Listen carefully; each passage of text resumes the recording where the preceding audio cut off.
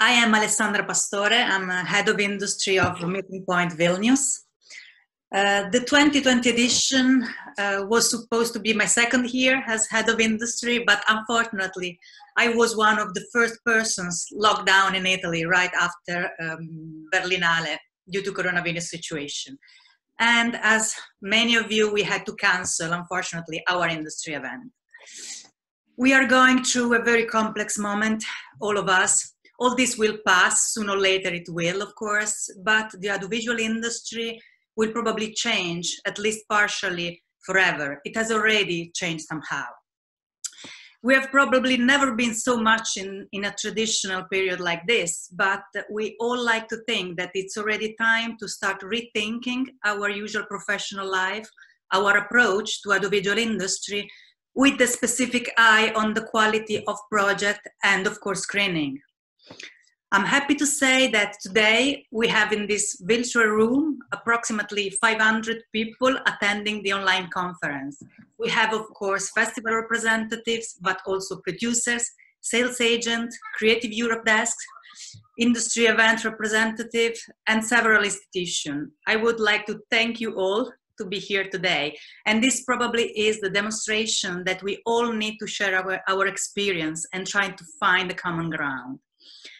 A special thanks goes to the partner with whom we have organized the conference, our main supporter and big partner in crime, Lithuanian Creative Europe Desk, so thanks Osteja Milvidaite, Independent Cinema Office, and the training program Develop Your Film Festival, with whom we started to plan this event, CPH Docs, to share their experience of the most delicate edition and phase of the festival that was closed a few days ago, so thank you.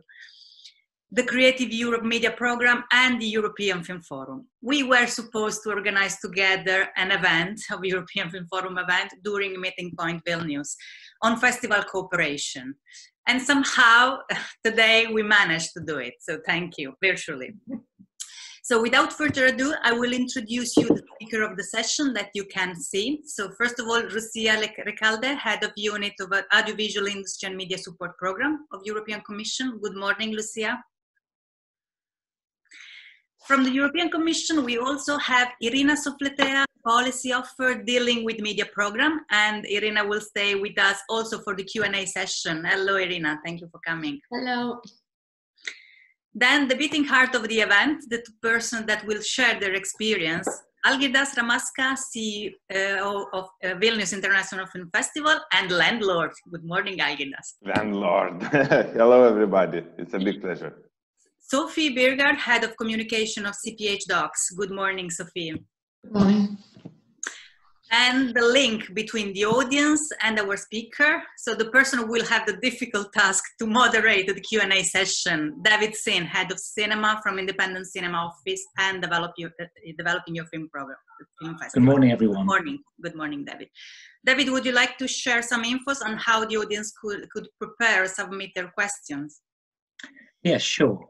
So when we segue into the Q&A section, after the presentations from Algirdas and Sofie, if participants could write their questions into the Q&A section on the Zoom meeting. So text your question into the Q&A section at the bottom of the screen, and don't forget to include your name and the organization that you work for. And then I will harvest the questions and edit and present them back to Algirdas and Sofie. Thank you. We will repeat this later after the speech, of course, but it's time to start. So Lucia, the floor is yours. Thank you for joining us. Thank you very much, Alexandra. Thank you to the whole team. Good morning, everyone. I'm really delighted to open this webinar today. I really acknowledge the very difficult moments we're all going through, the speed at which our world is changing, but at the same time, we see the speed at which this audiovisual community is coping and adapting to change. And I think that's pretty reassuring. So my first message will be, again, to the whole team for taking this initiative. It's really, really great. And the fact that you have a full house, virtual room, completely booked, shows how timely this initiative is. So this is an unprecedented situation because nearly 4 billion people, half of the humanity, are today living in a confinement. And there should be no hide. The situation is really dramatic for the audiovisual sector. Film productions have come to a stop. Production companies are telling us that they have lost half of their turnover. Cinemas and festivals are among the ones more severely hit by the crisis. Cinemas today generate zero revenues. And festivals, most of you today, really you have to very quickly shift to the digital environment in order to be able to engage with your audiences. So from the very beginning, it was very clear to us that the media program had to be made flexible. It had to really provide a response within the limits we have to help you cope with this situation. So we have already introduced some flexibility measures. So for instance, we have extended some deadlines for the submission of applications to the ongoing calls. We have also extended the implementation period for those projects that were simply suspended. And we have allowed for reshuffling of the budgets in order to be able to cater for the cost of IT development and online activities. And in this context, we are also planning specific measures for cinemas, especially for those that have been really severely affected by the lockdown. And in addition, we have engaged in a dialogue with the European industry and the national film funds. Actually, the audiovisual industry stakeholders have requested the Commission to set up a sort of new COVID-19 audiovisual task force to exchange, to monitor the effects of the crisis, to agree on mitigating measures, but also to think about the post-COVID crisis, how the industry is going to reinvent itself. And we are very willing to take these ideas forward. We are also in contact beyond the media program with the European Investment Fund to examine the extent to which the cultural and creative sector's guarantee facility could be extended, could be enriched in order to encourage financial institutions to lend more money to creative SMEs. If you are, I don't know if you're aware, but the guarantee facility is already fully operational in 11 countries and has benefited SMEs for more than 16 countries and has guaranteed more than 1 billion loans over 2,000 creative projects. But we are very, very conscious that EU tools and instruments alone won't really help to make a difference. So we really need a coordinated response for from the whole community, from SMEs, from large corporations, from festivals, national film funds, because the challenges are really, really unprecedented. And this is my main message today. Myself and my team are really, really at the heart of these efforts. So you can really count on our support and the support of European community in Brussels to help you in this very difficult period. We are in a listening mode, so please let us know how best, even beyond financial support of the media program, we can help you in this difficult period, how we can strengthen the community. Are there any tools that we could provide to help you exchange and communicate in this difficult period? Because we are part of the community, we strongly feel about it, and we really would like to be part of the solution. So thank you very much. And I don't know what else to say. Really, thanks again, Alessandra and the whole team. I know how difficult it has been to set up in really such a very, very short amount of time. I would really also would like to thank the colleagues from the Copenhagen for sharing all their knowledge, because I think all these challenges can be better faced if we work together. Have a very wonderful event. Thank you, Lucia. It's really great to know that there's an open dialogue. Thanks a lot for being with us. Okay, I will leave the floor to Algirdas, which is the person who will share his first experience with us. Algirdas, the floor is yours. Hello, everybody. It's extreme pleasure to share our knowledge and our experience, what we had this year. We were together with Sofie and colleagues from CPH Docs, the ones that were on the front line first, and who made the decision not to give up and to fight for our audience, for the filmmakers. And it's really emotional, even listening to everyone, what's happening, and there's so many stories happening now. And I'm extremely happy that we are here together and now, and we can share what we always did. We wanted to share all the time with what can be done. And since we did in the past few weeks, we did some, I don't know, hundreds of live videos, but this one for me is the most emotional one. So hopefully everything will be okay. So I will start from the beginning, and that we were from the front line facing the coronavirus pandemic and trying to keep the promise to our audience to make the festival no matter what. And together with the team for more than a year, we are preparing the celebration of 25th anniversary of the festival. And we planned so many new experiences and gifts for our beloved audience, like exceptional screenings in National Opera Theatre from classic like Charles Chaplin with live circus film with live orchestra, or midnight screenings of film Deerskin. But everything changed dramatically in not in one day, but very fast. And when countries started to close down, we knew that we were not gonna have the international guests, and it was the first one. It was heartbreaking to cancel the Meeting Point Vilnius industry event because we didn't have the resources to make it online, and it was a heartbreaking. But we still believe that we can make the festival till the very last minute. And the breaking point was the 12th of March.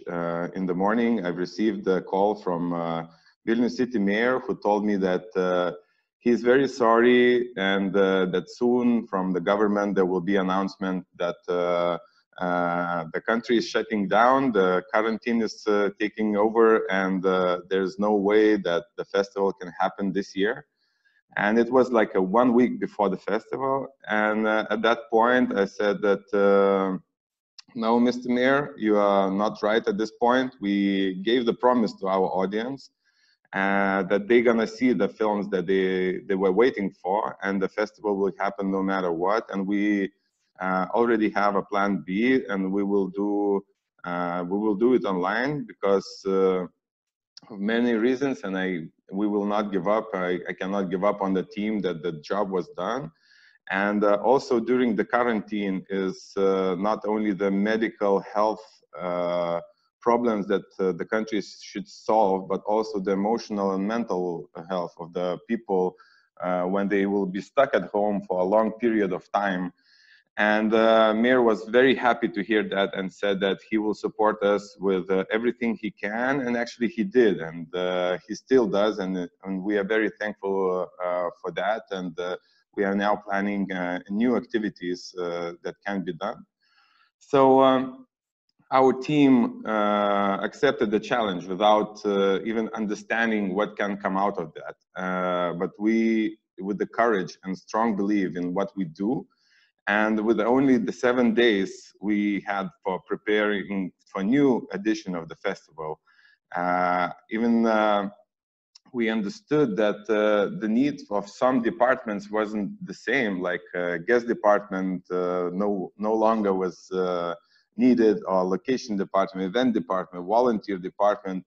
But I'm extremely happy that we managed to keep 85% of the team involvement, and to keep the people working and doing what they're supposed to do. And we made a decision to work with the local streaming platforms, which is 5 in total. 2 of them, there's like a broadcasters, also having like TVOD platforms, and 3 VOD platforms.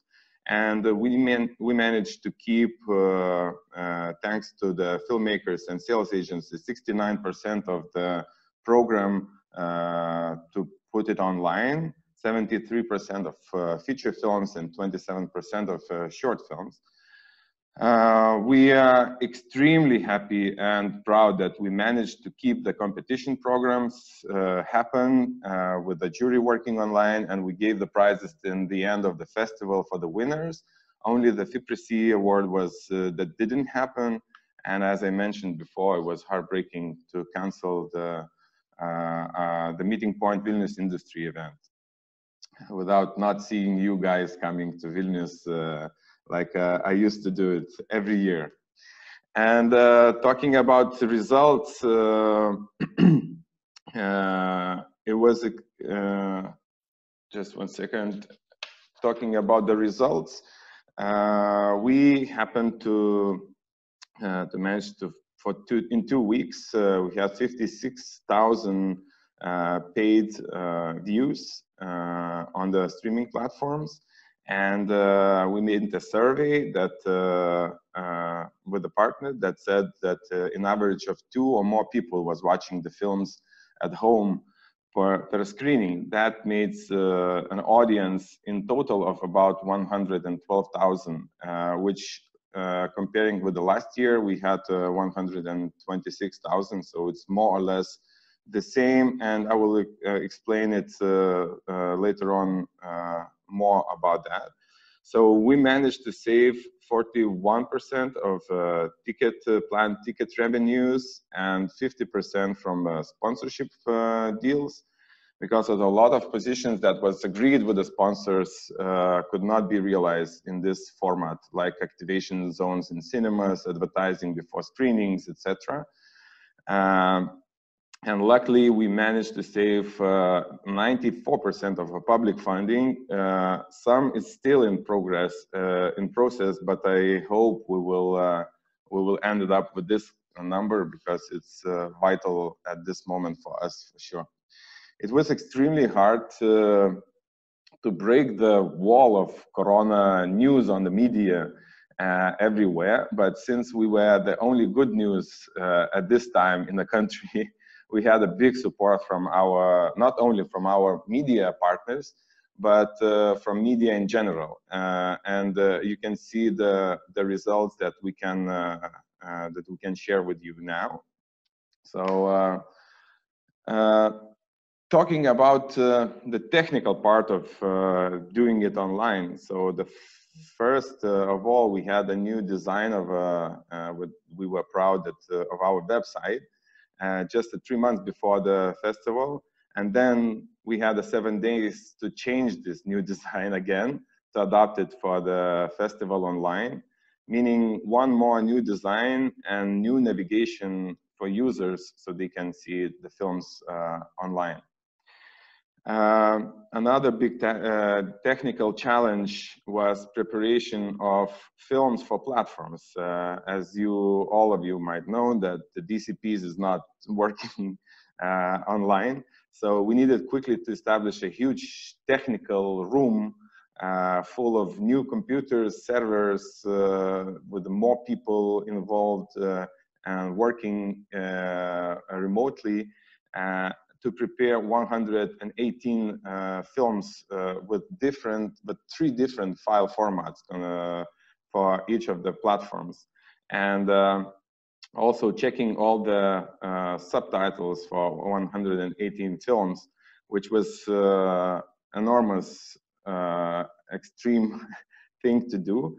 And also for everyone to keep in mind that uploading the films to the different platforms also takes a lot of time, and you should keep that in mind. We managed to reach the number of 40 films per day, which is, I think it's more or less, this is capacity that we could handle.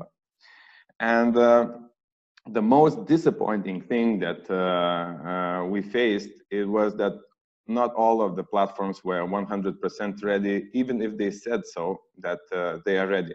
So make sure that if you will make sure you have partners that can handle that. And I think Sofie will have more about to tell about this. And especially on the opening day, when a crazy amount of people tried to watch the opening film at once.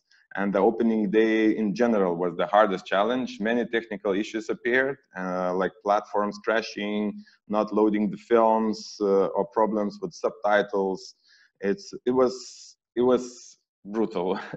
And the customer support was vital at that point, and we had to change the things. For example, that all the guest department, the people who knows how to deal with the people the best and the most hospitality people, the whole guest department transformed to the customer support, and they had to answer thousands of emails and calls, and did extreme job. And for our big surprise, big part of our audience even they didn't knew about the VOD platforms. They didn't have experience of streaming platforms before. So we needed to act very fast and to make explainers how to use them, how to turn on the subtitles, how to buy the films, how to watch it on different devices and different platforms, which was a big challenge that we managed to do. And moving to the another challenges that we faced, it was the team management, because we had more than 100 people working for the festival, and the remote work was extreme. I don't know, we are the ones, and those who knows us, you know that we are the ones that like to be together. We like to touch each other, we like to hug each other, we like to kiss each other. And also for, you know, was very hard time not to see people in general, not to be able to hug them. And also for the team leaders was a big challenge, how to measure and how to measure to feel the temperature, to feel the motivation of the team, to foresee the breakdowns of the team. So this is a very, very big challenge. And so this situation should be a very clear goals and plan, so that everyone can stick to the plan. Of course, it's easier for the teams who are used to work in the very challenging conditions. We are more than creative and flexible to adapt to all this time. And I believe most of the festivals, they work in this kind of conditions when it's changing, things changing rapidly, and we can adapt to this. And it's very important to keep up with the routine, but also to keep the relationship with the team and to give them mental support, and of course to keep up with the traditions. And if you have like traditions like a lunch together or a party together, we did it many times, and we did it online, being together. And first thing we needed to do to take the leadership, not to panic, not to make plan, and to make a plan and to do one step at a time. And I'm extremely proud of our executive director, Agnieszka, who took the leadership to manage the inside of the team and inside of the everything that happens here, while I had to communicate with the outside, because especially on the first days, it was crazy to deal with all the media, journalists, news channels, and it was challenged, but also a possibility to be seen and to be to speak up. At the same time, and the same day, we needed to make new deals with the streaming platforms. We negotiated those deals, while the programmers had to make a new agreements with the sales agents. The customer support had to answer thousands of emails. We answered 1,000 emails in first day, because there was already pre-sale tickets of 25,000 tickets we were sold to the physical festival, and we had to return the tickets. And at the same time, preparing the new communication and marketing strategy, dealing with more than 100 partners on how it's going to change, what we will offer for them now, converting new film files, establishing festival, live TV studio, new illegal content prevention department to make sure that our films will not be put it on a pirate websites. And all in all, it's everything happened in one day, basically in the first day. So talking about marketing and communication, we set up 4 main goals to keep the festival identity, to take care of the content and to promote the films, so all the films could find their audience, not only the top 10 films, but all of them, understand and build a strong link with the audience, involve and engage them, and also at the same time to be socially responsible in terms of situation, what happens around, and we are also to make sure that all of the audience could see the films. So getting deeper, so talking about identity and why it's important, because we had to make, and I'm proud about the team, they made a new brand book in one day for VOD platforms, so it won't be lost the festival identity, because all of the platforms started to promote the films in their way and in their style. So to keep up that this is a festival, is not just the films on the platforms, we needed to control it very wisely. Another challenge was to prepare, of course, for them to prepare the crazy amount of film materials for all of the platforms, like posters and trailers and pictures and stills and everything else. And thanks to the partners, we managed to establish the festival live TV studio in our office. It was done with a safe solution without no third-party people involved. So we managed just a few people, everything physically in the office, and we had lots of live Q&A with the famous filmmakers talking about their films, and a series of live night conversation about the films with the festival programmers, as we were used to do it physically in the cinemas. The one thing I'm really proud with the start of the festival opening online with a hashtag festival at home. This is how we had to switch this our new communication message. So it was communicated as a festival at home, and we sent invitations to everybody for the opening ceremony and asked them to dress up, to celebrate it at home, to watch the opening ceremony, drink a wine, to watch the opening film, and then to make the pictures and post it online to send it to us. And it went viral. The whole social media was full of people like celebrating the festival opening at home. And a lot of pictures were put on the gallery and was printed in a local magazine, Žmonės, which is equivalent to People magazine. And since we had thousands of gifts from our sponsors that had to be distributed in the cinemas to audience, we managed to send 1,000 gift boxes to our beloved audience by post. So the people received our gift bags, gift box at their home, and it also was shared massively on social media and had enormous impact on creating this atmosphere, and the people were so thankful and so supportive.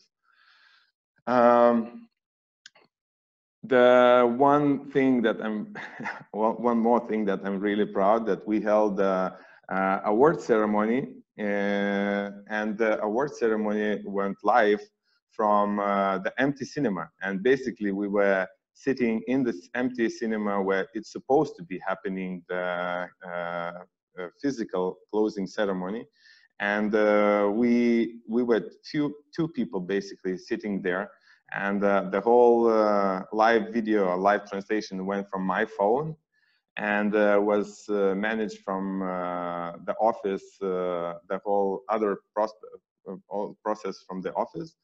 But And it was empty cinema, which was revealed in the end of the ceremony. So the people that didn't knew about that we are going live from this beloved cinema. And we spoke with the juries, we spoke with the awarded filmmakers, and everything went very smooth. You can watch this at our Facebook page if you want. And I'm really proud about our super talented creative photographers who managed to make a small set of a red carpet and with a traditional brand wall, and receiving the pictures from the people who are dressed at their home and celebrating the closing and award ceremony. They managed to make this photo session, which has also appeared in the media very massively. And finally, the thing I'm really proud is that the closing film of Matthias and Maxime by Javier Dolan was screened in the empty cinemas all around the country as an act of support for the closed cinemas. And we invited all the film industry and politicians to unite and help the cinemas to survive this period while they are shut down, talking about cinemas as a human being who are missing the films and the audience. And when I was in the screening room when the film is started, and online is only the worst case scenario solution, and nothing will ever replace the experience to watch the film on the big screen with the audience. And I mean, never. This is never gonna change. I still have the goosebumps. And that's what happened when we were in the screening room. It was amazing.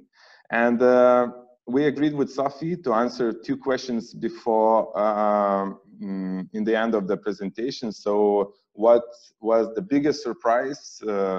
So I mean, like, we were on the front line and our audience was as we were, and the audience was in shock because it was the first weeks of quarantine.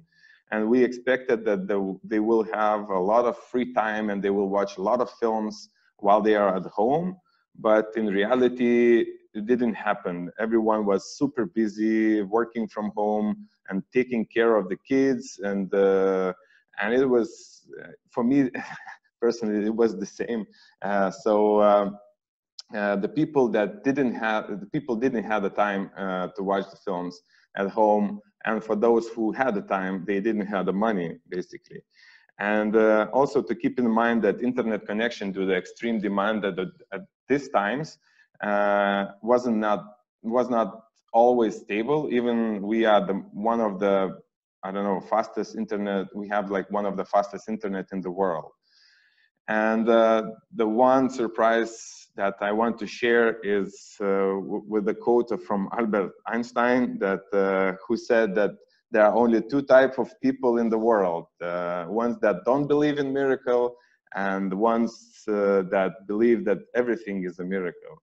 And I would add one more thing to that, there is one more type of people, is a Vilnius Film Festival dream team that creates the miracle. And I'm extremely happy and proud to work with them. So the last question, what could be done differently? And we were discussing with the team what can be done differently, and there's no answer for that. If the situation was different, then I believe we would act different. But I don't know.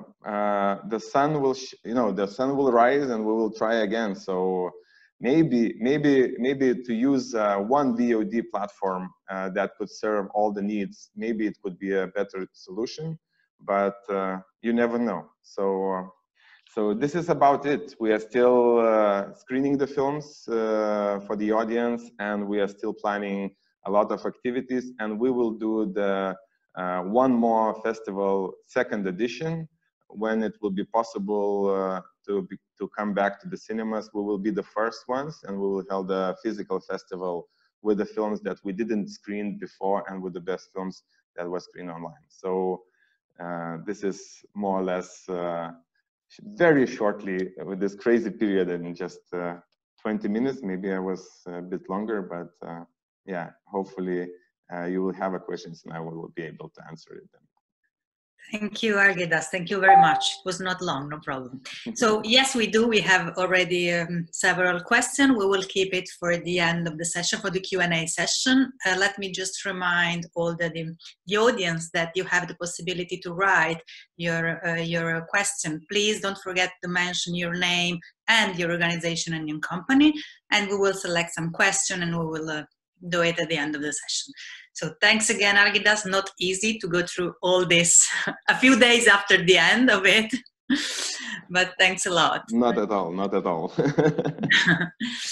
Sofie, it's time to share your experience.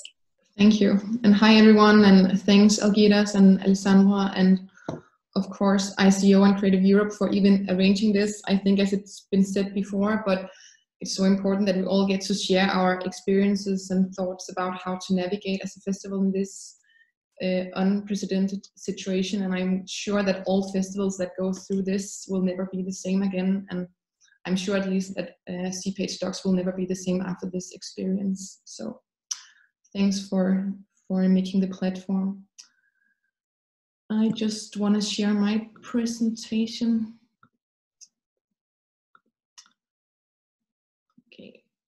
Yeah, and as you can see, I mean, the festival is actually still running. We are not done until April 3rd, so the online program is still running and people are still streaming the films. But let me just start where everything started. I mean, when we knew at CPH Docs that there were no way we could carry out a physical festival, there were only 6 days for us to actually figure out how to put the festival online, how to implement everything. For us, it was really not an option to cancel the festival. So everybody at the team worked around the clock to secure this new online edition of the festival. And we decided quite early that we were gonna go fully digital. We were gonna try to elevate the whole festival into the digital space and maintaining all the critical part of what an international festival represents. So we had 75% of the entire film program and 20 live debates and talks that were moved online. We had all our industry activities were carried out online on different platforms depending on the setup, but we had both one-on-one meetings, we had pitching forum, we had our conference, our online market, of course, and we had our award ceremony. And what was also very crucial to us was that we were able to keep our 6 competition sections. We made, just as Vilnius, we made a deal with our juries that they were going to watch all the films online and judge them online. We also maintained, of course, our media partnerships with Screen International and Business Doc Europe, which was, of course, very crucial in us for order to be able to still kind of treat the world premieres and the international premieres in the best manner. So it secured us a really great coverage all in all. And I think in general, we just saw this massive support from journalists, both local and international, which just secured the whole coverage of the festival. We actually saw close to 2,000 articles, which is a lot to us. So that was just really amazing to see. I think when we're speaking about audience numbers, Algirdas, you also touched upon it in your presentation, but it's of course very difficult to benchmark this year against previous years because this is something completely different with an online festival where people are streaming, because we know for a fact that people are not watching the films alone. So as of today, we have 65,000 streams, but it corresponds to approximately 116,000 viewers. In Denmark, we are operating with this 1.7 factor when we're calculating the number of online viewers. In addition, we also had 8,000 viewers who participated in our online debates and talks. We, among others, had a talk with Edward Snowden, who was live from Russia, and that talk had 2,000 online viewers, so of course it made up for a lot of the 8,000.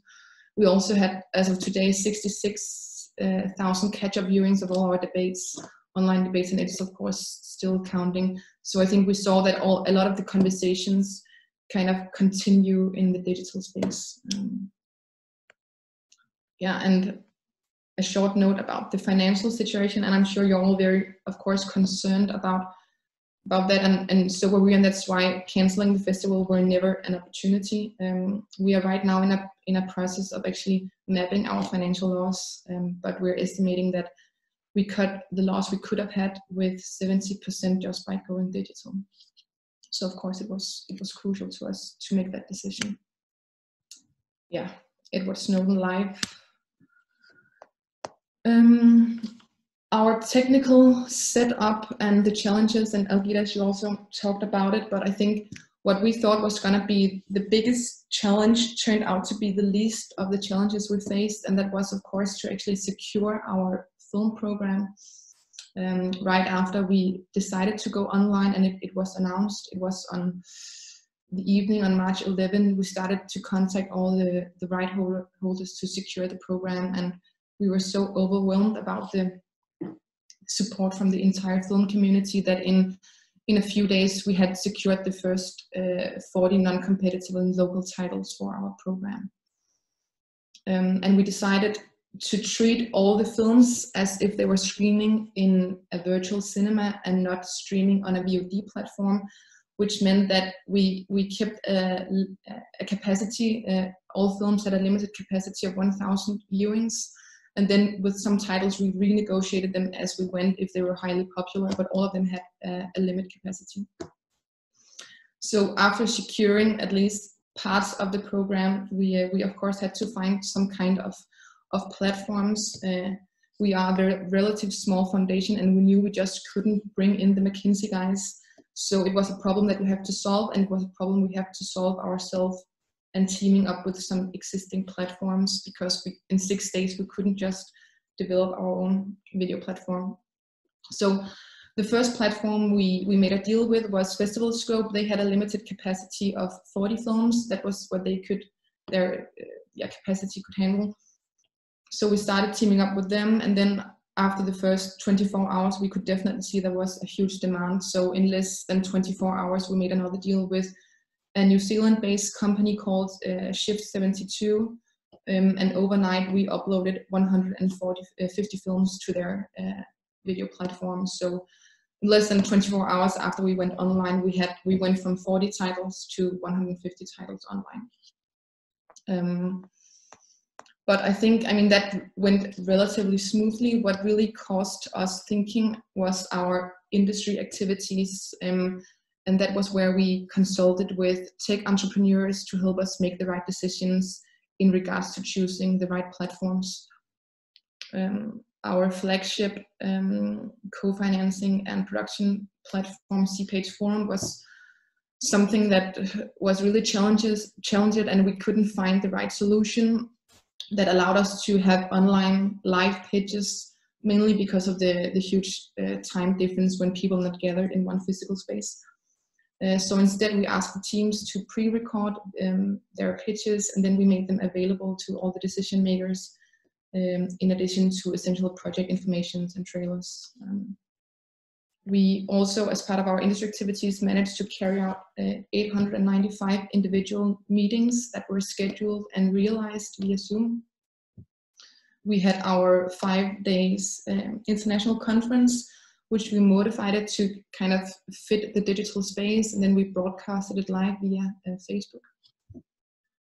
We also had our talent development program, which we moved virtually for its mentoring, feedback, and pitching of interactive and immersive projects at Kaleidoscope, which is a platform we already work with, and it's a platform that brings together creators and industry leaders to develop, fund, and distribute new XR projects. And as the last industry activity, we of course has our online market, which is accessible through Zalando to all distributors and sales agents and journalists with an accreditation. Yeah, I think, as you said, Algirdas, of course there was challenges in managing a team when not everybody is working in the same physical space. I mean, as soon as the Danish government imposed this gathering ban, we knew that we couldn't see each other for a long time. So we split up and everybody was working from home. And of course it was difficult to run a festival and coordinate everything. But I think that was perhaps the least of our challenges. We quickly learned, as you told Algirdas, that we had to kind of reshape or rearrange some of the departments. There was a huge need for a customer service department. So we had these hotline heroes, as we called them. We retrained people who worked with guest service as venues managers and such to be able to answer all the calls. We were simply, the first 2 days, we received so many emails and calls and Facebook messages that we really had to have this kind of fixed setup to be able to answer all the calls. And then we had to kind of readjust our technical department to be able to prepare these online platforms and uploading the films and all the materials. And it was really, I think, it was so important to us actually to team up with a New Zealand-based company, because we could work at night and then they could take over. So the time difference actually benefited us a lot. And I think then there's, of course, another challenge was on a more emotional level, was that it was tough for everybody not to be able to carry out the festival we have planned for an entire year. And of course, at some point, everybody just kind of had to accept to let it all go. And I think we tried to keep up the team spirit by having joint Zoom calls very regularly to just share good experiences across departments. Yeah. Okay. Communication, I mean, and PR. In theory, I think it was an ideal situation. Everyone in Denmark are sitting at home and having nothing to do. So there was definitely a potential to reach a much larger audience than normal, because we are a Copenhagen-based event, and now we could actually go fully national. So all our social media campaigns were of course reshaped and adapted to target all bigger cities across Denmark. But I think we knew it, but we very quickly at least faced it, that we do have a low awareness outside Copenhagen. So our communication needed to be adjusted to be much more explanatory in what, where, and how to access the festival. I think something I want to touch upon is also, we were so surprised about the huge engagement we saw among the digital community, with people taking ownership of the festival in a whole new way, which we haven't seen before, by engaging with our content, sharing photos. There are a huge amount of people who shared photos from their own cinema under the hashtag Stay Home, Stay Real. We saw a lot of influencers as well, actors, and the whole film community in Denmark really taking action in a brand new way by sharing supportive posts on social media, encouraging people to support the festival. Among those were Trine Dyrholm and Pilo Asbæk, which you might know. Yeah, we also received a lot of messages from people asking whether they could support the festival by donating money, and it wasn't an option in the beginning. But then we quickly launched a support CPH Stocks campaign, where we were selling merchandise and donation stickers, and it became very popular. Yeah, and the last thing I want to touch upon regarding the communication, I said it before, but it was so overwhelming with the support we received from the journalists, and it was both local and international. They were really treating all the films and the festival as if it was gonna take place I mean, in Copenhagen, and we got this amazing result. So without their support, I mean, it couldn't really have been done, I'm sure. So yeah, these were just some of the pictures that people shared with us, and I mean, when we saw the baby, everybody's heart just completely melted. Yeah. Okay. So our marketing, I mean, most of our marketing were already booked and, you know, set to roll out when we figured we couldn't carry out the physical festival. But I think there were some pros and cons, of course, in regards to moving the festival online.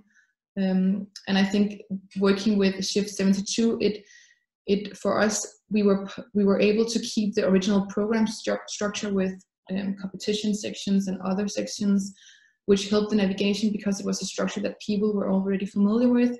But at the same time, we also had the flexibility in shaping and creating more fun sections, such as real-life comedies or larger-than-life personalities, which we could adapt and use in our social media campaign. Another thing was that due to the online platforms, we actually got access to a lot of data on our audiences through Google Analytics, which we normally don't have access to, because when the festival, normally we sell our tickets through the cinema's ticketing system, so we don't have access to these kind of data. And now we actually have, so we have dived into it, and now we have a much greater knowledge about who our audiences actually are. On the more negative side, of course, we spent a lot of time, a lot of money, a lot of resources in adjusting our own website to the new online program. And especially because we launched the program in 2 steps. First, in 3 steps. I mean, first with the original program, 200 titles, and we had to adjust it to the 40 titles, and we have to scale it up again with the 150 titles.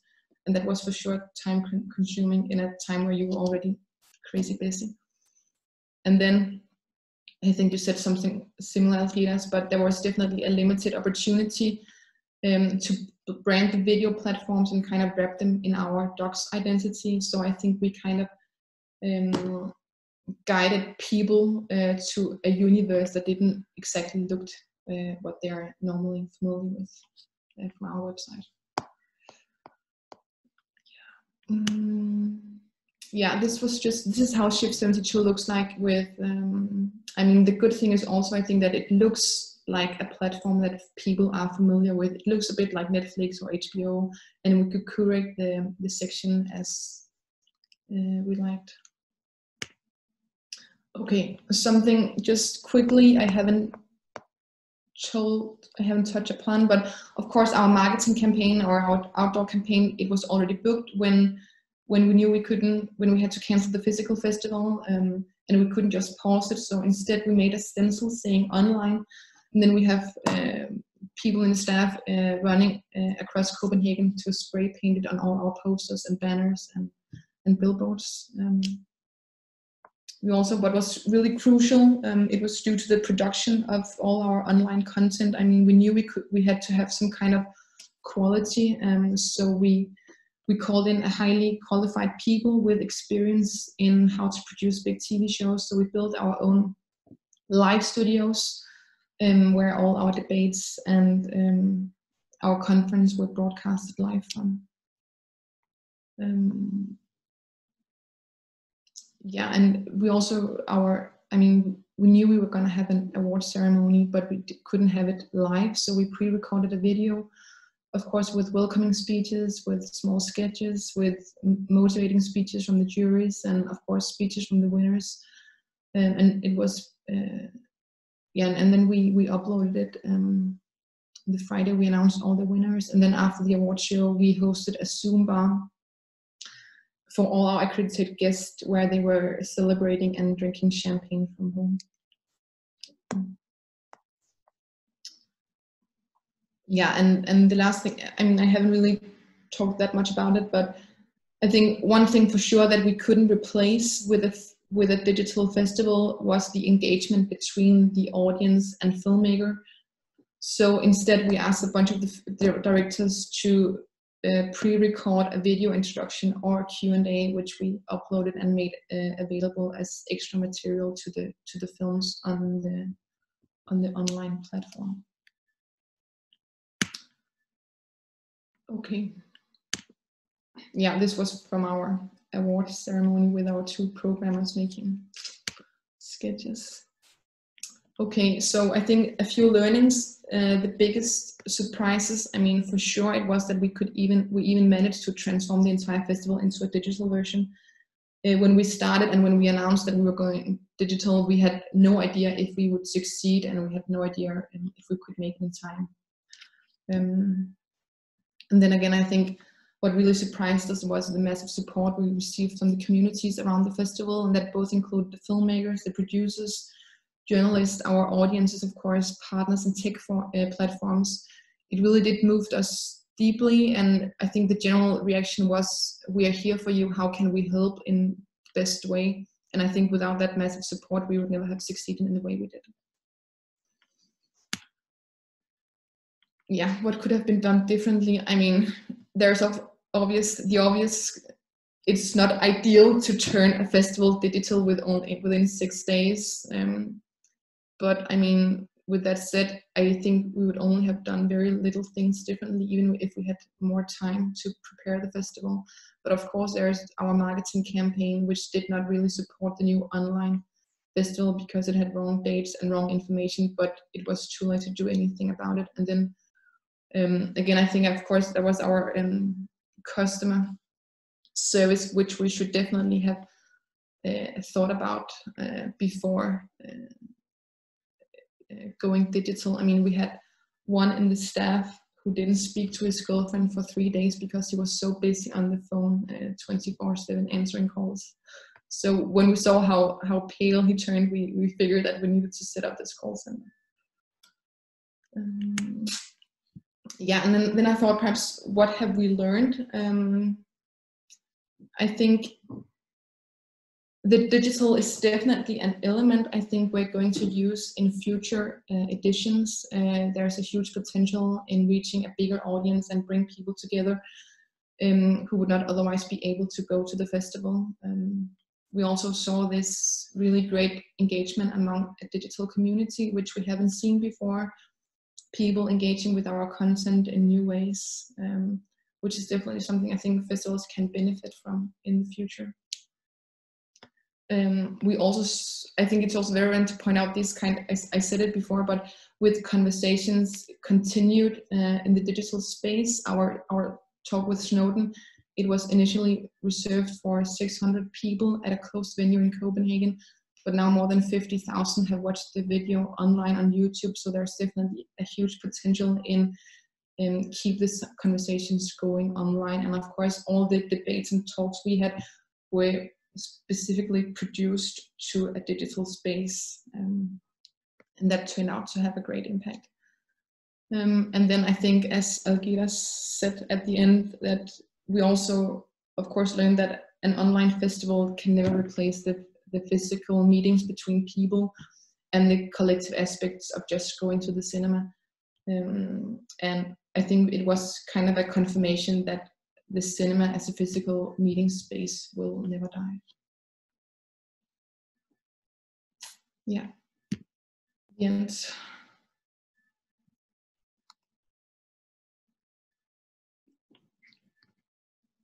Thanks a lot, Sofie. That was a lot of information, but a lot of information, but very good to hear and very nice experience to share. Thanks a lot. Well, our audience have been very active in sending questions, so I will leave the floor to David, who will coordinate this and will do a question to Sofie Algirdas. And we remind you that Irina Sopletea is also here and she will contribute to the Q&A session. David, the floor is yours.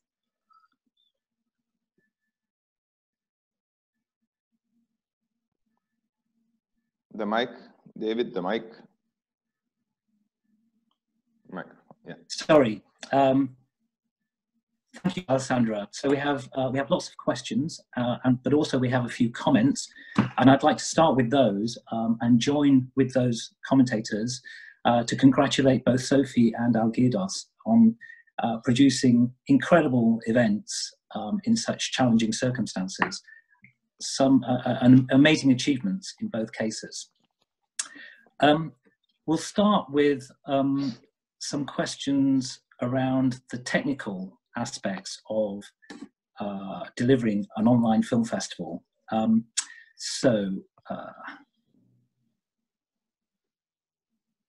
From Pierre at Kino, and he has a question for Algirdas. Why did you decide to develop an in-house technical solution instead of using an off-the-shelf solution? Well, for the view, yeah. Yeah, sorry. because of the quarantine, that you cannot have a contact with other people. So we established the video live studio at our office, and there's like only like few people can enter the office, so I could easily done like live videos like on myself, like on all alone, or like with the two of us. So involving other people, usually it takes like, I don't know, crowd of people with the sound, video, and lights, and other people involved. So we wanted to keep the rules that government said that, you know, you don't have, you're not allowed to have a contact, etc. So to do it in a wise way. Okay. And Ratner from Leiden Film Festival. Why were there 5 VOD platforms needed for Vilnius? Again, to Algirdas. Because we didn't have any like one big platform that could serve everything and all the needs. So we decided to work with all the platforms that is available in Lithuanian territory. And we also thought that it would be good to have different platforms, because they have like different audiences. The 2 of the platforms, they are available to watch it on your TV at home and rent the film on your TV. Few of them is online, but basically when we talked and negotiated the things in the beginning, we knew that one platform could not take over of everything, so they couldn't take that many of people at once to serve them. So we needed to split it to different platforms. So presumably some platforms worked better than others. Yes. Yeah. And a question for Sofie, still on kind of technical aspect of delivering an online film festival. From Chris Baker at Cheltenham in the UK, how did you practically upload 150 film files to Shift 72's platform overnight? What were the file formats? I don't know the specific file formats. We have 2 great colleagues who were working, I mean, all night to prepare the 150 films that were uploaded to Shift 72, but the file format, I have no idea. Okay.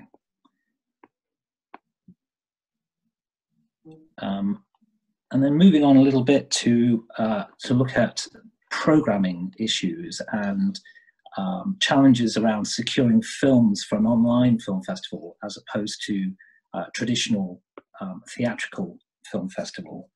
A question from Damien at Curzon in the UK. Let me just find it. Did you limit access, this is for both of you, did you limit access to the films by scheduling them at specific times or periods, or capping who watches, or were they available throughout the festival period? So in our case, we had basically all the films available at once, but I think it's not the best solution. Maybe it's to keep up with the original program schedule as much as possible would be better, but we had some of the films that were available only for one day. It was like agreements with the filmmakers. So it was some of the limits for some films, which actually performed way better when some limits, there are some limits. So I think Sofie has a different experience, as she said before. Yeah, we had, I mean, all the films available at once, almost. I mean, with the only exception being our opening film. We actually kept it as our opening film and we screened it the day before, or we made it available the day before all other titles were available. And then, as I told, it came in these kind of 2 steps. So after the opening film, we had the first 40 titles launch, and then the following day we had the 150 titles launch. But all the films were available at once. But we have this limited capacity of 1,000 screenings. So some of the films actually are sold out, so you cannot just see them anymore. Okay.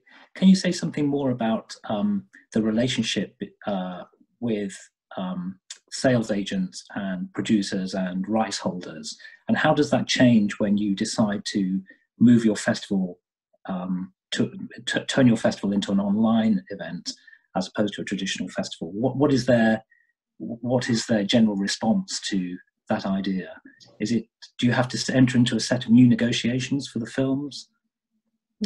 No, I think we were really overwhelmed about actually the positive feedback, and as I said, we really thought it was going to be our biggest challenge, and actually to secure these films, but it wasn't. I think we really had this experience that it was a collective effort, that all the industry needs to come together in trying to come up with a solution, because I mean this is not going away. I mean, it will probably take months before we can have a physical festival again. So I think the overall response we got was so overwhelmingly positive. I mean, we never experienced anything like it before. And the same information that I received from our program department, that it was the same, the very positive, very supportive feedback from the sales agents, and that's how we managed to keep up with so many titles screened online.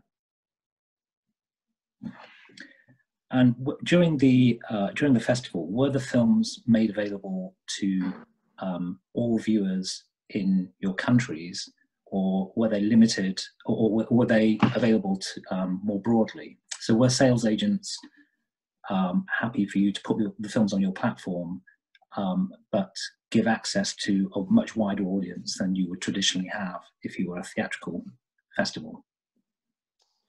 I mean, naturally, we did have a larger audience because we could suddenly reach, I mean, everybody in Denmark, but our films were all geo-blocked, so you couldn't, I mean, access them unless you were based in Denmark. Right. Yeah. I mean, we also have our video online library, CPH Market, where everybody, you know, all the industry professionals with an accreditation are watching films. So yeah, we had 2 platforms. And for us, it's the same. This is agreements with the sales agent that it's limited for the territory. So it's geo-blocked for a certain country, and it's not available for all around the world. Okay. A question for Irina, just to give Algirdas and Sofie a little bit of a break.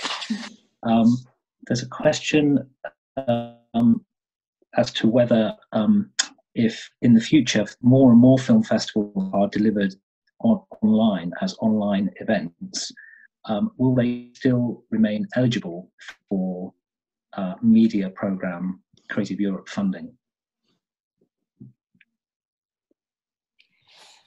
Yes, hello everyone. As it's a question for the future, I'm afraid we cannot yet foresee the future.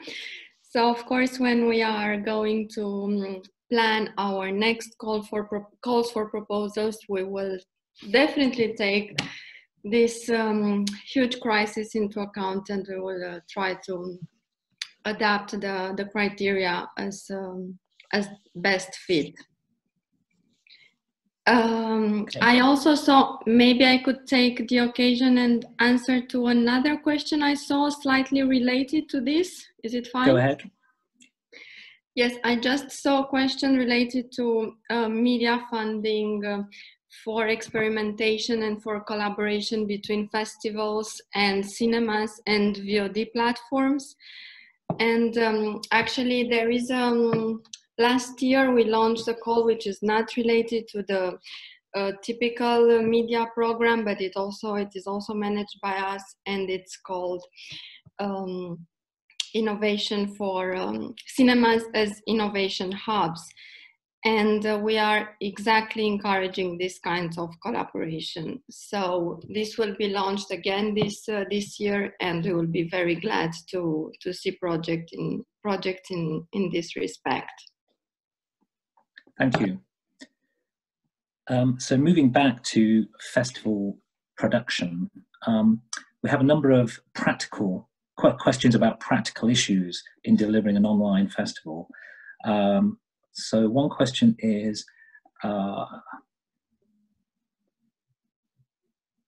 do you deliver one-to-one meetings as part of an online festival? I think it was mentioned in maybe both of your presentations that there were some one-to-one meetings as part of the kind of festival activity. How are they delivered? Yeah, we used Zoom as we are doing now, and then we pre-scheduled in the beginning around 450 meetings. Then we had this it was part of our industry days. And then we had this Zoom lobby where everybody who was going to have a meeting were zoomed in. Then they could talk to each other and say hi to our head of forum. And then they were zoomed out to the specific meetings they were going to attend to. So we used Zoom, but we had I had one colleague who was manually, combining the ones that were having the different meetings through Zoom. Okay, Algirdas. No, we didn't have this. We didn't do this, so we don't have the experience in that. And another question about managing your teams, which you discussed quite extensively in your presentations. But what are the real challenges in managing a team remotely? Presumably, you weren't able to bring the team together at any point because of social distancing measures. So how do you go about creating structures through which you can manage the team effectively? You want to start? It's yours. I don't know. I think it was important to set some. I don't know. It's a very hard question to answer. It just was very hard to keep up with everybody and to feel everybody. So we had some scheduled meetings every day with sales, in trying to involve as many people as possible to, for example, for sales meeting. So there will be all the departments involved and as many people as possible. But still, I would not say that we managed to keep up with everybody and to feel everybody. So that's the sad part of the story. Is the same as keeping up with the audience. It's also when you do the festival, you get this energy when you are already tired, and you get this energy when seeing the audience is going out of the cinema and watch the film, and you can feel this energy. But at this moment you are doing it, but you don't see it physically, and you don't feel it physically, and it's the same with the team. It's hard to feel physically, and so you can talk on Zoom, you can talk on Skype or whatever programs, and you can talk on the phone, but it's not the same as to do this. So I'm not sure if I can give some advices a lot. I think it's just to stick up with with the planned meetings all the time and trying to connect with everybody. But was your team entirely working from home? Every person working from home, or did you have a question from Jan at Go East Festival in Germany? Did you have a festival center at all for your team to go to work? Where no, but because even if they maintained. Yeah, it's not allowed. We are not allowed to be in contact. So we have in the office 4 different rooms. So it's 4 people are allowed to be in the office in the separate rooms. Even we are in the same office. We are talking on Skype meetings, Zoom meetings, and only can meet up outside. Which a big part of the team are very jealous, and sometimes they just drive through the office and talking with us outside, just from the car, and just to feel a bit of, this conversation, live conversation. Okay. Sofie, anything to add on that? Yeah, no, I'm not sure actually I have anything clever to add. I mean, we didn't have any formal structures in how to manage the team. I mean, everything went so fast, and everything was really about how to secure the festival, and it would never have happened if it wasn't because everybody at the team were working 24/7. I mean, people were really literally working at night to make it happen. And I mean, that is not a formal structure because that is not something we normally work, I mean, in that way, but everybody just knew it was kind of, the necessity in order to make it happen. Yeah, so we didn't have any formal structures in how to organize the team, I think. But it was. Can you both describe how much online activity much of an online festival you had delivered in the past, and so how much of this year's events were a complete reinvention, a completely new thing for both of you, or how much of it was an extension of what you'd already done in previous years. So how much of the infrastructure did you already have in place? Was it very little, or did you already have some online activity that you could just extend? Yeah, so I could start that we already for 5 years, we were experimenting with VOD platforms, and we had in the last years, we had 10 titles that plays in the cinemas, and that were available for the same price to be watched at home. And the numbers was not that big, but it was done because of our promise and our goal to be films to be seen by everyone. So I mean by everyone. So we have films especially adopted for hearing, problem people, or some even the blind people with the and then for the people with the physical disability to come to the cinemas.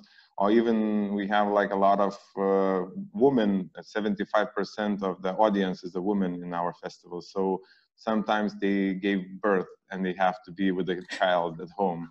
So it's also a possibility for them to watch the films at home. So this is what we did before, and it was some films available, but not in that scale, not in this kind of thing. So of course there was a little bit something that we can use, but basically it was something new that we needed to create. And we would, what we say that at this moment we have to make this year 3 festivals rather than 1, because we did one for 1 year that didn't happen. We created another one that happened, still going, and then we will make another one, the 3rd one, when the cinemas will be open, and we will make the second part edition there. Sofie? Yeah, I mean, for us, we discussed it a lot in the beginning, because we really felt like tech entrepreneurs, because I mean, it was building a new startup in a way. We had we haven't done anything like it before. We don't have like our own streaming platform or anything. So everything we went into this year were a completely new land for us. So everything was built from the ground. I think the closest we can come to having online activities in the past is perhaps we have live streams and talks from a cinema and stuff like that. But I mean, this year, everything that was live broadcasted was shaped for the digital space. So I mean, normally when you're live broadcasting a talk from a cinema, you can live broadcast or you can upload it on a video afterwards. But all of our talks and debates were actually shaped for the digital space.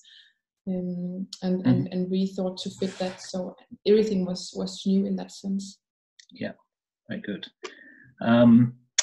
Okay, going back to some festival delivery issues, can you say something about how you decided to price the films, access to the films? So is the online access on VOD platforms priced differently to the traditional festival, where the ticket price is different?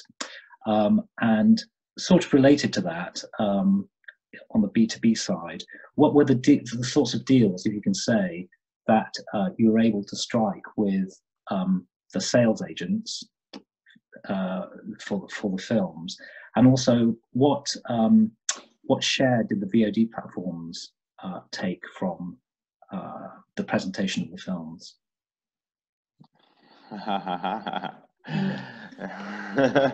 It will be different stories. I'm not sure if we can if we can share everything, which is like deals with the VODs. It might be how to say third part contracted, so you cannot Sure. you cannot but are they I suppose, are they without saying the exact nature of the deal? Yeah, I understand. Are they paid a fee, or are they receiving a percentage of the the hits? Yeah, I can start it, and Sofie, because Sofie will have a different story about the pricing of the tickets, because our regular price had to be 7.5 euros per ticket for the regular price, and some discounted prices for 5.5 euros, let's say. So we had pricing for VOD was 6.5, 649 euros per screening. So it's pay-per-view, and but the thing is that yeah, there was a lot of discussions also on social media. Is it a fair price or not? But this is for me. It's I knew already that, you know, if the people will buy the ticket and they will watch it online, it's one ticket and the two people will gonna see it. You know, so this is. It's already 50% from the price, and this is you can see it clearly from our numbers, from CPH Docs numbers, that we had half of the audience that we used to have before with the like half tickets, let's say, and the audience is pretty much the same. So if the people would come before, they would come to the cinema, they will buy 2 tickets, and now they're at home, 2 of them, they can watch 1 film. But at this, and also, I think that this is the films are new. They are not. They are losing the cinema window. So it's not the same that it's usually the films that people will get it online, which is already after the cinema window. And it was very hard for us. It was hard to explain to the audience that it's not that much involved into this business or whatever. But I think it was a fair price, and this is what we did before in the previous years, that it should correlate the price online, correlate with the cinema price if it's at the same time. And talking about the deals with the VOD platforms, so it was a percentage that they would receive the percentage, but when we were negotiating and we were talking that, okay, we will bring you enormous amount of that, and that's in our case we were working with a local VOD platform, so they got crazy amount of new audience to come to their websites, to their platforms. So we will bring the new platforms. In exchange, they have to give us a better deal, but I cannot tell what kind of deal. Is just because of the contracts we cannot share it. But it was a better deal than a 50-50 like unusual cinema. So it was a better agreement. Sofie, anything? Yeah, I think I want to comment on the price, because we actually chose to halve the price per film. Normally it would be around 12 euros in Denmark, and we decided to keep the price at 6 euros per film. And we chose that because now we didn't have to share the cut with the cinemas. Normally it's also a 50-50% cut with cinemas. And because we didn't have to do that, we decided to simply lower the price. So I think it fitted more the others. I mean, in Denmark, of course, Netflix, HBO, and our national streaming platform, Blockbuster, is highly popular, and we needed to some kind of have a platform that wasn't too expensive compared to the other platform that already exists. So 6 euros per film, yeah. And I can't comment too much on the deal we have with Shift 72 or Festival Scope, but I'm sure they have different solutions on whether you could pay a fee or some kind of a percentage of the number of streamings. But we of course chose the solution we found most fitted to our needs. Okay. And then moving on to issues around working with sponsors and funders, which very important part, as we know, of the festival financial kind of package. What was the response of sponsors and public funders to the change to an online festival where you don't have face-to-face sharing of films and audiences? What in general is their response to the idea of an online festival as opposed to one that takes place in theatres? So in our case, we work with the sponsors a lot, and all our budget, which is like 1.5 million euros this year, and it's like every part of 3 parts of the budgets we received is like ticketing, public funding, and sponsorship, and it's like almost all of them is equal parts.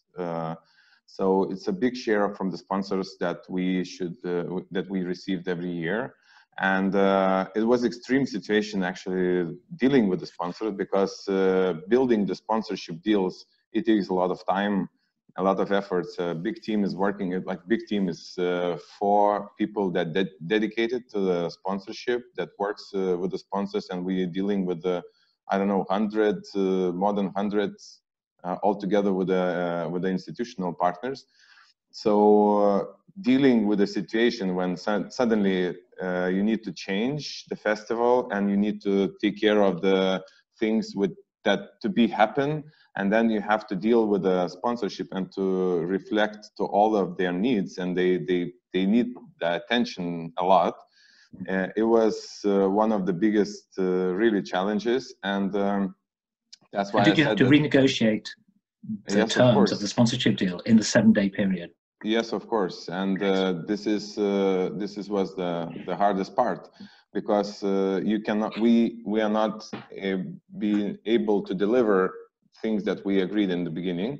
So, and in our agreement, we have the sponsor should pay the avance, I don't know, it's like money in front before the event, and then the money, the next part of the agreement is after the event. So not many left partners that we will receive the money after event, but we were trying to secure at least this amount that we received, and what can we offer to them. I was extremely happy with our major sponsor, Ergo Insurance Company, that who stood up and said that no matter what happens, we are with you, and do what you need to do.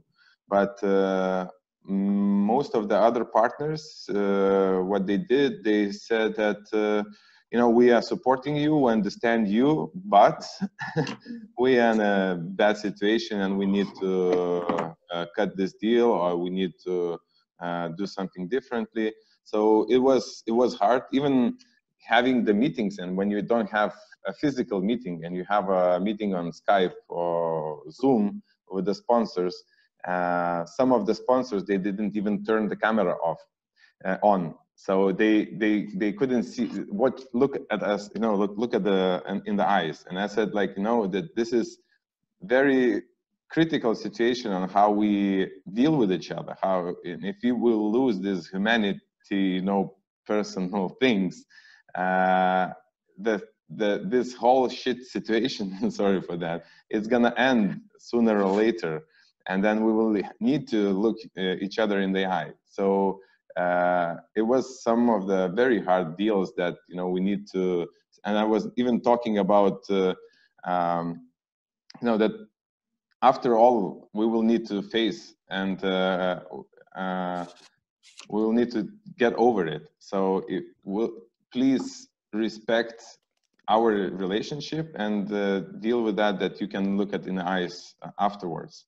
So, but I can tell you that not all of them will be able to look at the eyes after all, but there are some of them that they were very supportive. So I would say it's like 50-50. Okay, Sofie? Yeah, sponsors. I think, I mean, we don't have that many private sponsors. We receive a lot of public support from the city of Copenhagen, from the Danish Film Institute and such, but of course it's a delicate situation, and I think we probably had some of the same experiences as Algirdas. For us, we still don't know what kind of financial loss we will have. I mean, it's a process now. We are trying to map it out, but we still try to carry out some of the activities we promised our sponsors. So, for instance, all their commercial were still screened before the online films. We did have some of the talks which we were presented in collaboration with some of our sponsors. We still have the talks in the program. We still kept some of the programming structures. For example, we have a program dedicated to science. We still kept it so we could present it together with the Lundbeck Foundation and other partners. So I mean, some of the activities we could still carry them out, but of course it's not the same. And I think in general the attitude was, as I said before, that people were really overwhelmed, or we were overwhelmed about their positive feedback. But I think everybody is in the same delicate financial situation. So I think people want to support us, but I mean, it could still be critical to them with this whole, situation. Yeah. Yeah. Okay, I think we're now entering into the kind of final part of the questions, and we've just received a van load of additional questions. So I think what I'll do is I'll just fire them out to you. I think we've covered a lot of the main areas, but I'll just fire out these questions to you fairly randomly, so not in grouped together under themes. So first of all, question to Sofie from Marjorie at Connecting Cottbus Festival. Number-wise, how was the response to the industry event regarding the number of meetings requested and interaction for the projects in development? What proportion of the requested meetings actually took place? And in brackets, were there many no-shows or people running late, and so on? No, it went relatively smoothly. I think compared to the number of meetings we normally have during our industry days, it was almost the same. Of course, I think for us I really do think the feedback we got from the projects, but also from the decision makers, was that I think there's a really urgency in trying to do something like this, because we will end up, I think it will be a collective responsibility in making sure that there will still be projects being financed in such a critical situation like this. So the response we got was actually that the meetings were more focused, that the pitching session were more focused than normal, because I really do think that there was this collective spirit in actually trying to make this happen. The number, as I said, I think the number of meetings were almost the same as we would have scheduled at a normal festival. There was another question, I think. No, I don't. Yeah. Yeah. So, what proportion of requested meetings actually took place, and were there many no-shows, people running late? No, there was not. I mean, everybody was. Again, I think people were really grateful that there was actually a platform for these projects, because for us, I mean, of course, it was also a critical financial decision if we chose not to carry out the festival online, but it was also, I mean, we want to help these projects, we want to be a platform for the film, so it would have been devastating not to be able to carry out this part of the festival, to actually be a platform for new projects. Okay. A question from Sinidop Tbilisi in Georgia.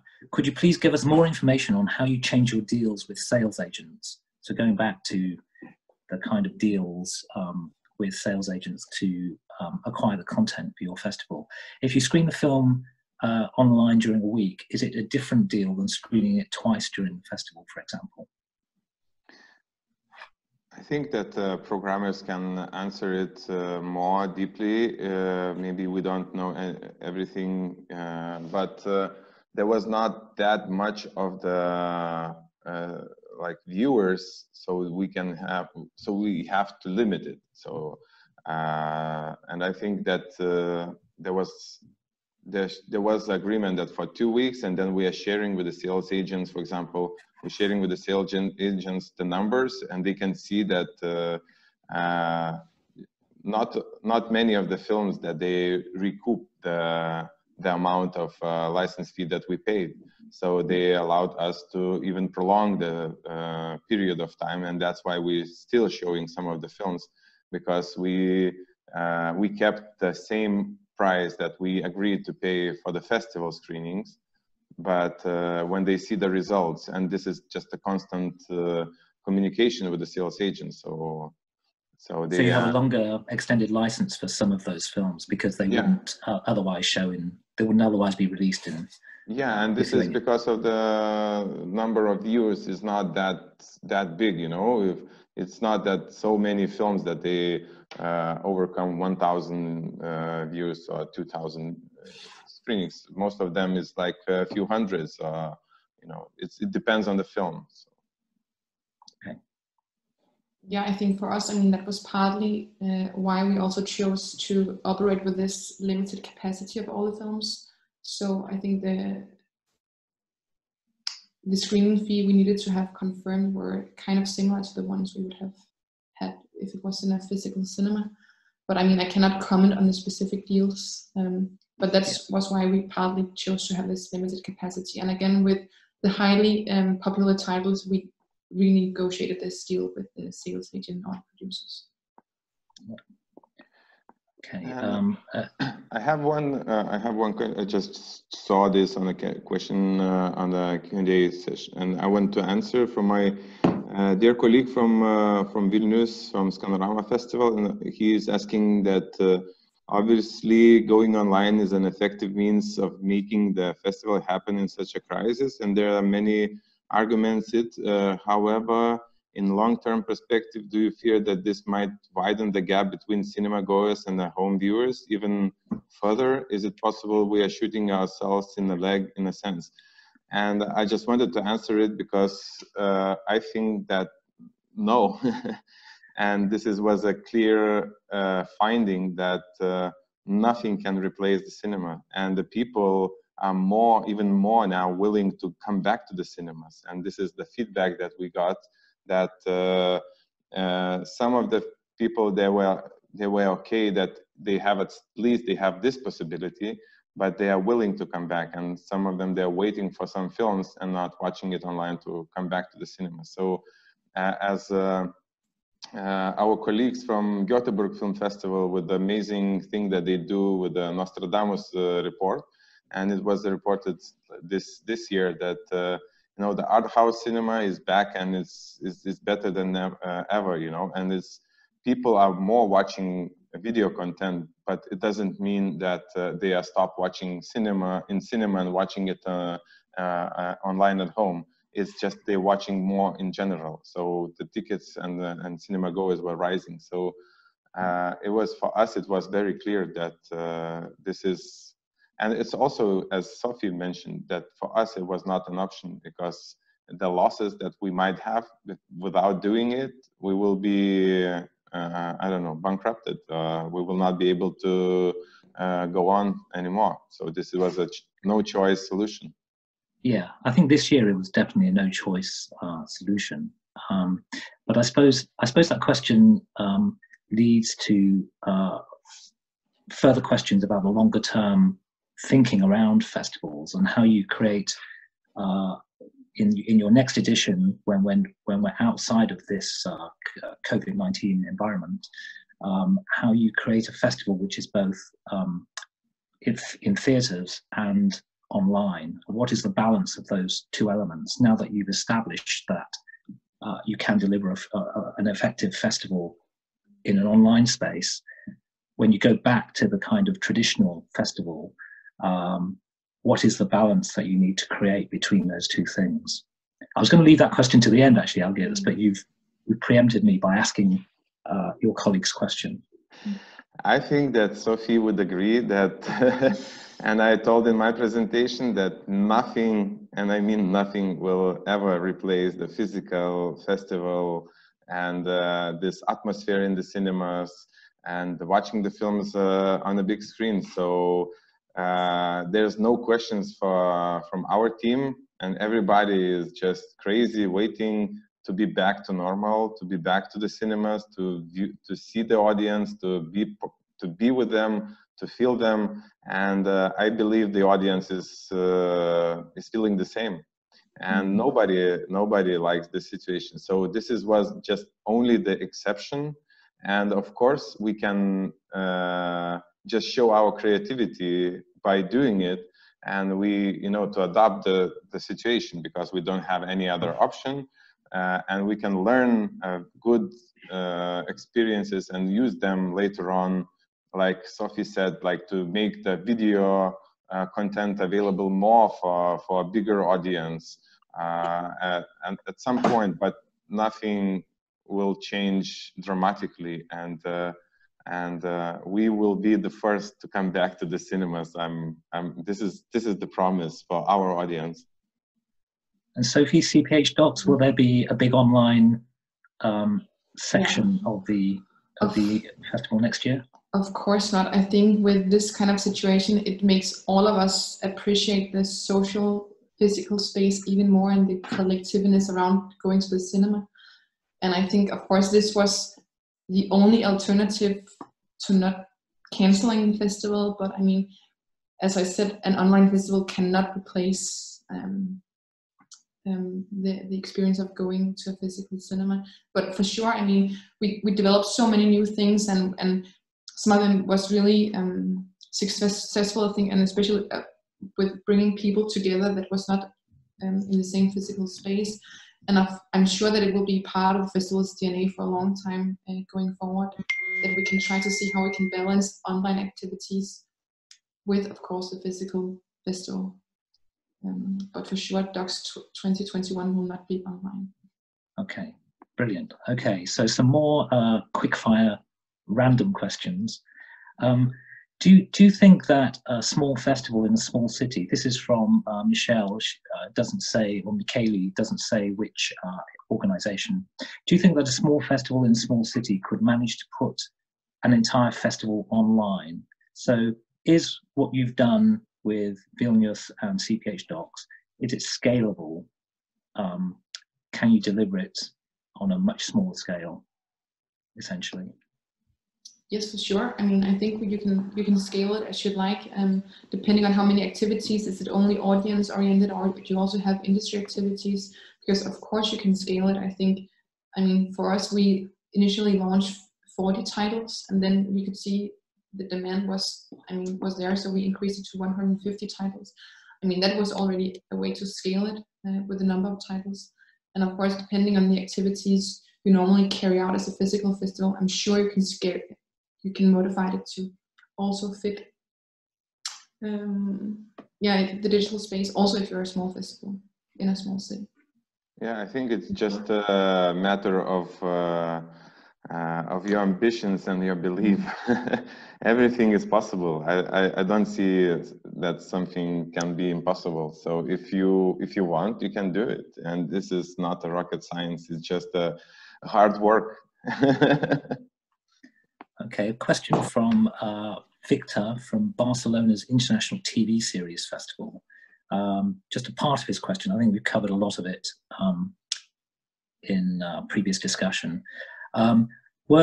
Did you have different platforms for different parts of different participants in the festival? So were there different platforms for industry, press, and for the general audience?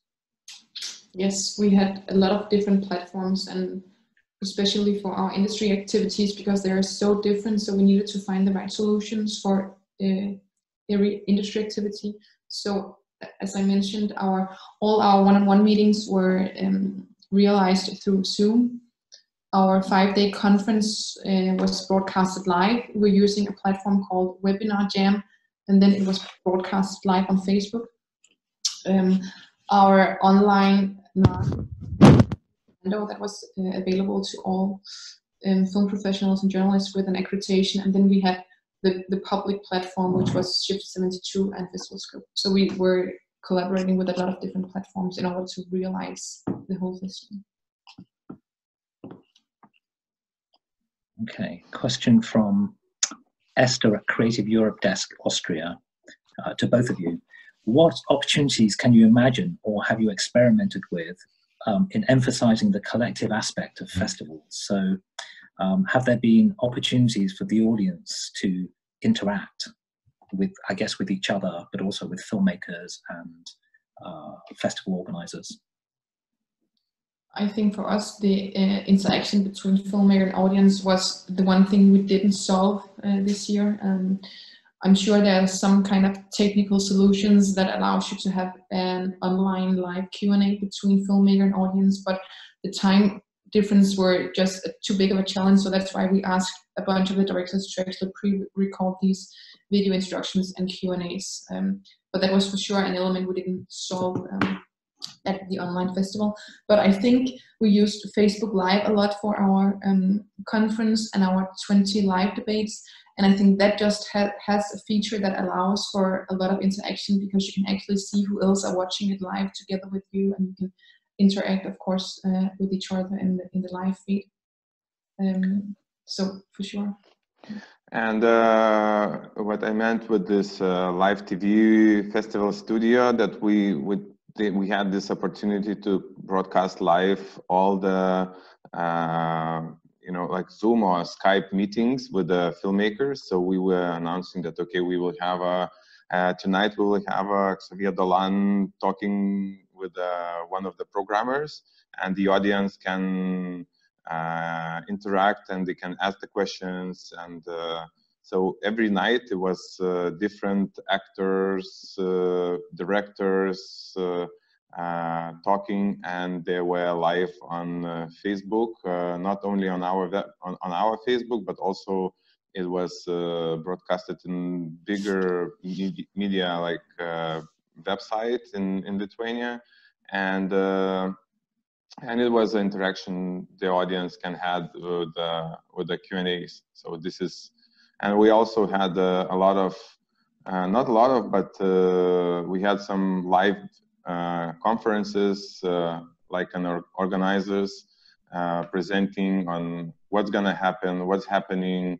what we are doing, what they can expect, what is the news for the festival, and they can interact with their questions and asking, so we can, just respond like this, but this is what we did. Yeah, okay.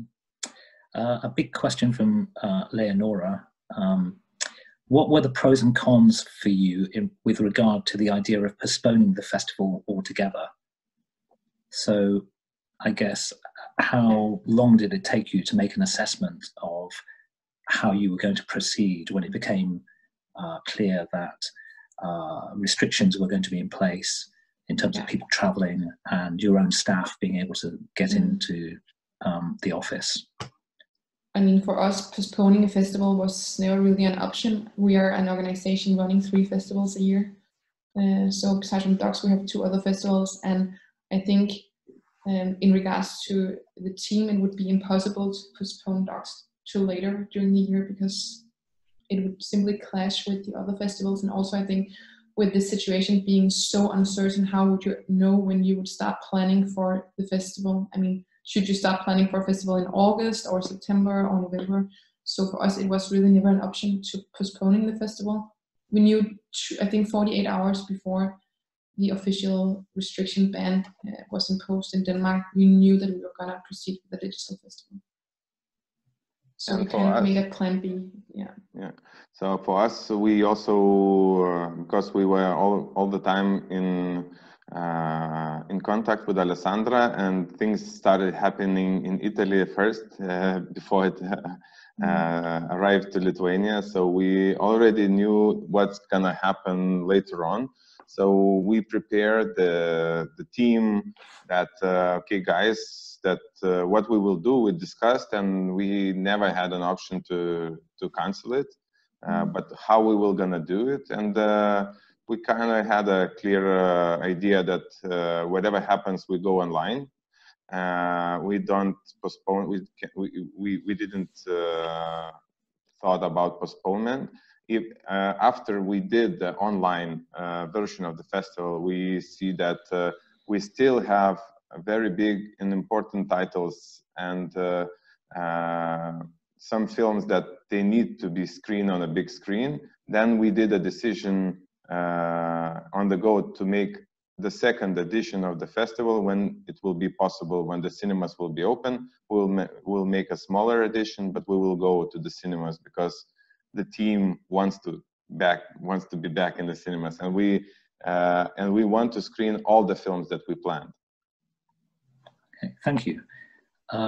Lots of questions about your arrangements with sales agents and how much you paid for films. I think we've covered that ground. Yeah, we paid. I think that in our terms, I think that we stick with the same prices, the same money that we were agreeing on the festival, like it was normal festival. Yeah. And did you, with the program in general, although you showed fewer films in the online program than you would have done in a traditional, had the festival taken place in a traditional format, did you maintain the curatorial aspects of the program that would have been there had you delivered the festival in a traditional way? So, for example, question from someone here, did you pair up specific short films with,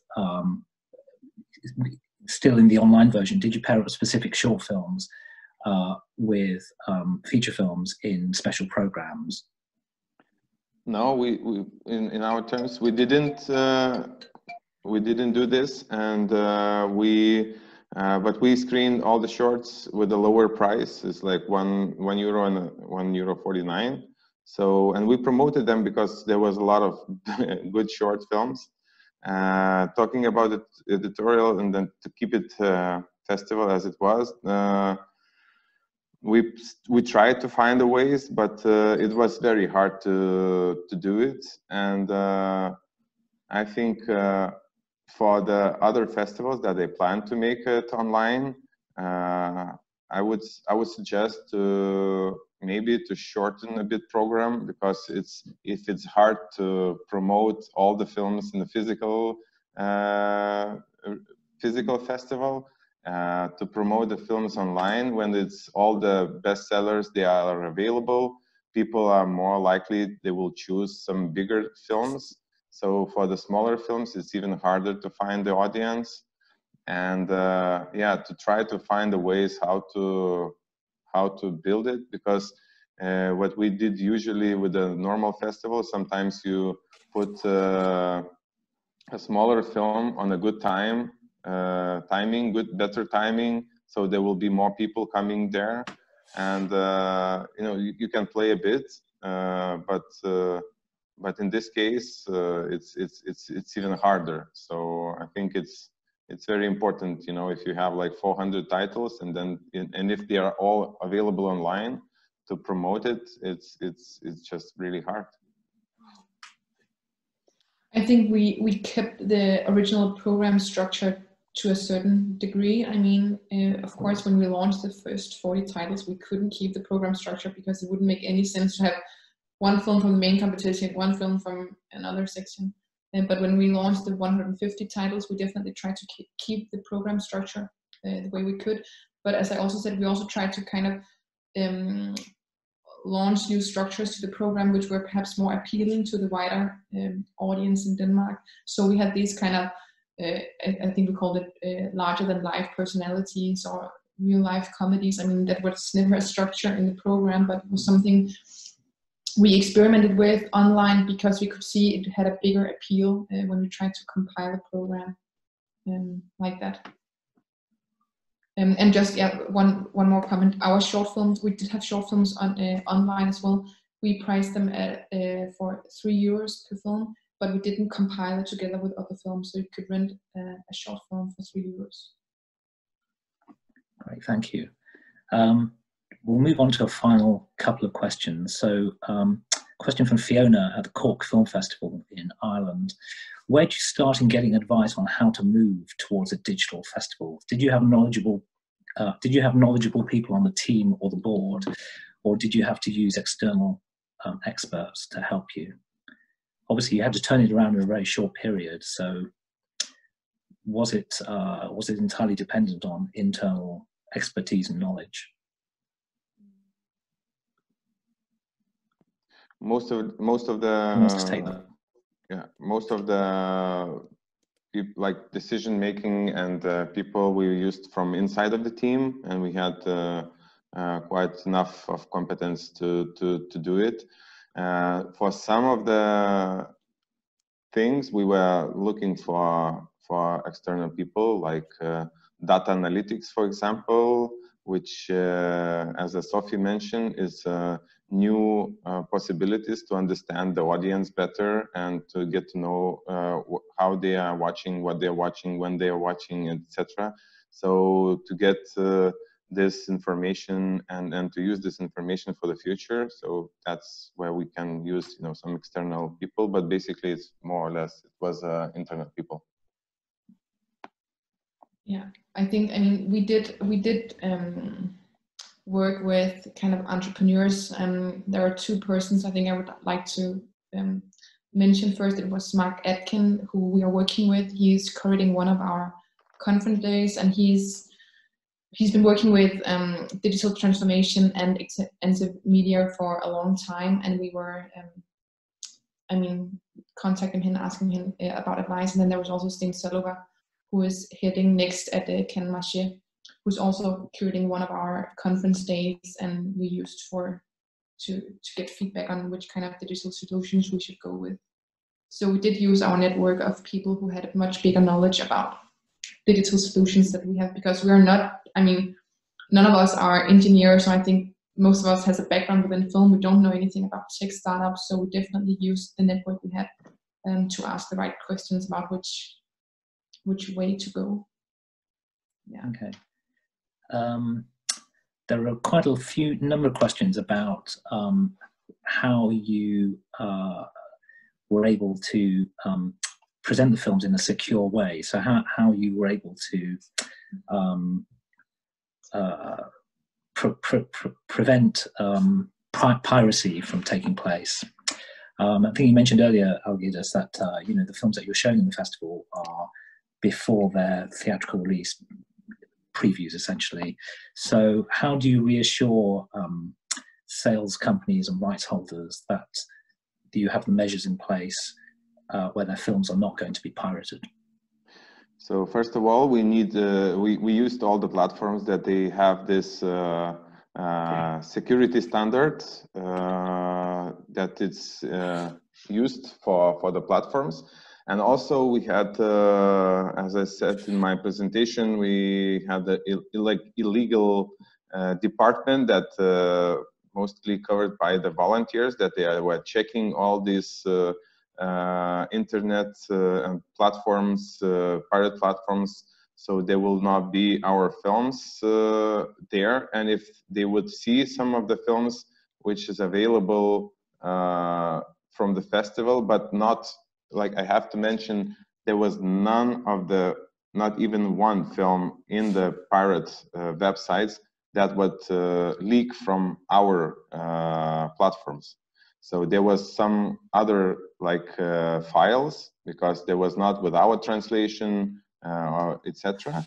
But even those, we had an agreement with our partners, Sorainen law consultants, that we were like taking care even with those pirate websites, and basically we were closing down, and we closed down a lot of websites. They took out the content that we represented the rights. So it was, I think it was a success story that can be another presentation could be made on how we were fighting the pirates. Okay, thank you very much. I think we're going to have to wrap it up there, unfortunately. I think we are probably going to lose our signal. So I'd like to thank everyone for their interest. Apologies if I haven't got round to reading out your question. There were a number of questions about whether this presentation is going to be available after the webinar. I don't know if we will try to do it. We will try to do it. You can answer that, Alessandra. Yeah. I'd also just like to add that Developing Your Film Festival, the course that the Independent Cinema Office runs in partnership with Vilnius International Film Festival and New Horizons in Poland. There is an online version of Developing Your Film Festival, which is available at the moment free of charge for the next 6 weeks. Thereafter, it's still available, but it's a paid access to it. I'd like to thank the speakers again for your fantastic participation, and thanks to all the participants for their consistent interest in this webinar. Thank you. Thank you very much, David. I also would like to thank Agne and Giedrius, who are doing the unseen technical job and make this possible. Thanks everybody to joining us, and we really hope to see you in person very soon. Have a nice day. Thank you, everybody. Bye. Bye-bye. Bye. Bye.